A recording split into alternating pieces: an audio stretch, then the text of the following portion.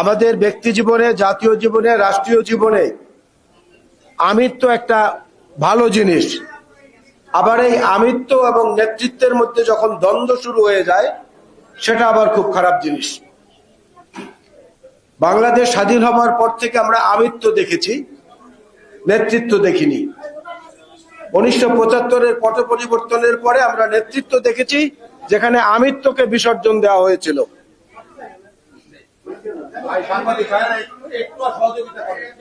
আমিত্ব নিজস্ব পরিসরে ভালো জিনিস, নিজের গুণাবলী, নিজের মধ্যে যা কিছু প্রতিভা আছে সেগুলোর স্ফুরণ ঘটানো। কিন্তু নেতৃত্ব হচ্ছে সেই আমিত্বটাকে উজাড় করে সবার মাঝে বিলিয়ে দেয়া। এই গুণটি ছিল জিয়াউর রহমান সাহেবের মধ্যে। আর স্বাধীনতার পর পর যারা ক্ষমতার দায়িত্ব নিয়েছিলেন তাদের মধ্যে ছিল ঠিক সেই এর উল্টো বৈশিষ্ট্যটা। এই জায়গাটাই হচ্ছে শহীদ রাষ্ট্রপতি জিয়াউর রহমান বীরুত্তমের সঙ্গে অন্যান্য যারা দেশ পরিচালনা করেছেন তাদের সঙ্গে পার্থক্য। জিয়াউর রহমান প্রকৃত অর্থে কোনো রাষ্ট্রপতি ছিলেন না, প্রকৃত অর্থে ক্ষমতার কেন্দ্রবিন্দুতে ছিলেন না।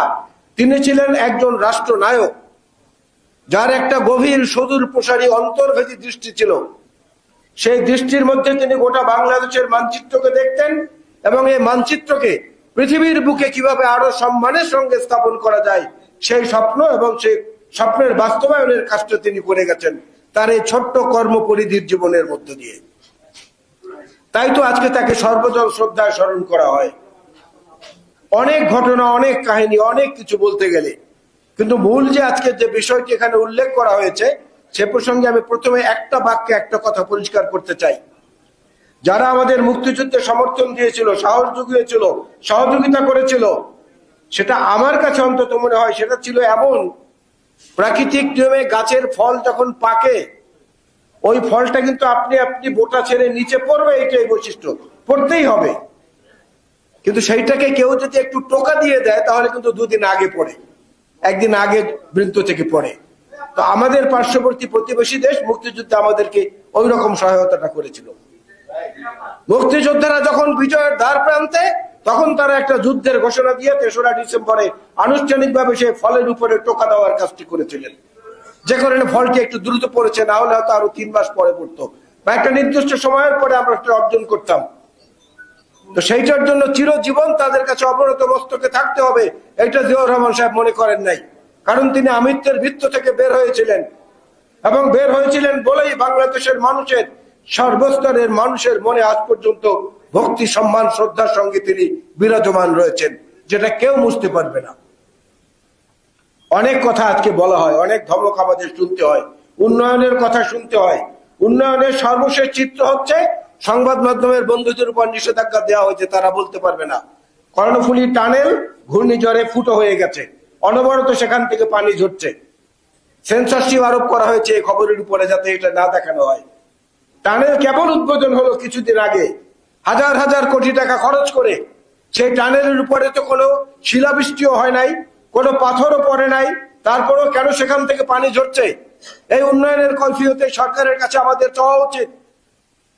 চট্টগ্রাম মহানগরী এখনো কোমর সমান পানি দিচ্ছে, এটা উন্নয়নের নমুনা। চট্টগ্রামের সিডিএ কর্তৃপক্ষ যে ফ্লাইওভার করেছেন সেখানে শুরুর আগেই ৩-৪ জায়গায় ফাটল দেখা দিয়েছে, সেগুলোকে পলিথিন দিয়ে ঢেকে রাখা হয়েছে, অন্য আবরণ দিয়ে ঢেকে রাখা হয়েছে। এই মগবাজার মৌচাক ফ্লাইওভার যেদিন বিধ্বস্ত হয়েছিল এখানে ৩ জন লোক মারা গিয়েছিল। চট্টগ্রামের বহদ্দারহাটে ফ্লাইওভার ধসে ১৩ জন মানুষ মারা গিয়েছিল। এর নাম কি উন্নয়ন?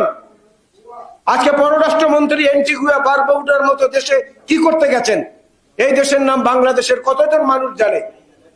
বিজ্ঞজনরা বলেন যে অনেক উচ্চ পর্যায়ের লুণ্ঠনকৃত অর্থ সেই টাকা রাখার জন্য অফশোর ব্যাংকে ওখানে উনি গিয়েছেন, এই পররাষ্ট্রমন্ত্রী হাসান মাহমুদ।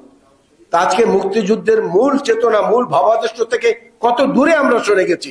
এজন্য আমাদের জীবনে যেটা সবচেয়ে আজকে বড় প্রয়োজন, জিয়াউর রহমানের জীবনী, জিয়াউর রহমানকে যারা কাছে থেকে দেখেছেন তারা আলাপ করবেন, আমি সে আলোচনায় যাব না। একটা উদাহরণ শুধুমাত্র দেব।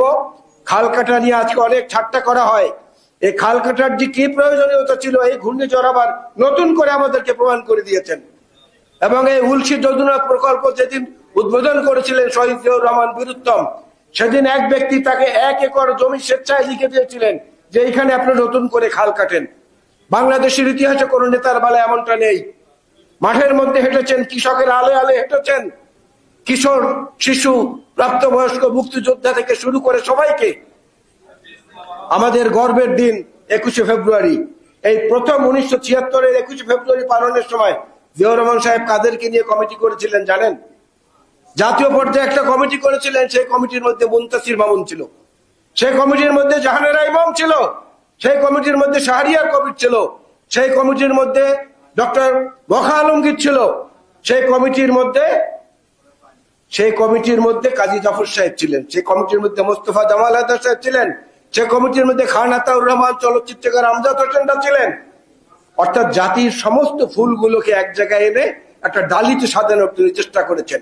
আজকের এই অবৈধ প্রধানমন্ত্রীর মতো কথায় কথায় অহংকার প্রকাশ করেননি এবং কাউকে দূরে ঠেলে দিতে চাননি। এই যে জাতিকে ঐক্যবদ্ধ করার যে প্রচেষ্টা, এটার ফলশ্রুতি হচ্ছে বাংলাদেশের অর্থনৈতিক উন্নয়নের দরজাগুলো একে একে একে একে তখন খুলে গিয়েছিল। সুতরাং আমরা আজকের দিনও শ্রদ্ধার সঙ্গে শুধুমাত্র আলোচনা না করে শুধু স্মরণের মধ্যে না থেকে তাকে যেন ধারণ করি। স্মরণ এবং ধারণের মধ্যে ব্যাপক ব্যাপক যোজন যোজন দূরত্ব। আমরা স্মরণও করব, ধারণও করব। ধারণ করলে পরেই সে আদর্শের বাস্তবায়নে আমাদের আত্মত্যাগ, স্বার্থত্যাগ যেটাই বলি সেটা আরো বেশি ভাবে বিনিয়োগ করতে পারবো।